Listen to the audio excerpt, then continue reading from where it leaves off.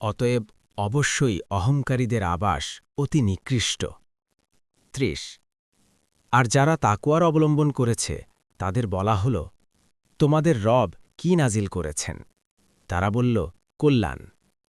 যারা এই দুনিয়ায় উত্তম কাজ করেছে তাদের জন্য রয়েছে পুণ্য, আর নিশ্চয়ই আখিরাতের আবাস উত্তম, এবং মুত্তাকিদের আবাস কতই না উত্তম।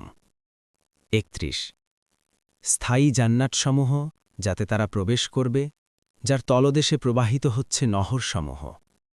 তারা চাইবে তাদের জন্য তার মধ্যে তাই থাকবে। এভাবেই আল্লাহ মুত্তাকিদের প্রতিদান দেন।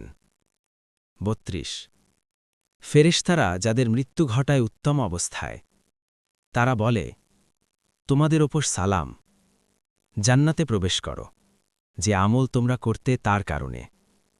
৩৩ তারা শুধু ফেরেশতা আসার অপেক্ষা করছে, অথবা তোমার রবের সিদ্ধান্ত আসার।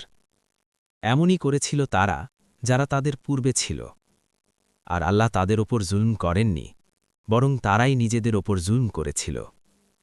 ৩৪ সুতরাং তারা যা করেছে তার খারাপ পরিণতি তাদেরকে আক্রান্ত করেছে, এবং তারা যা নিয়ে উপহাস করত তা তাদেরকে ঘিরে ফেলেছে।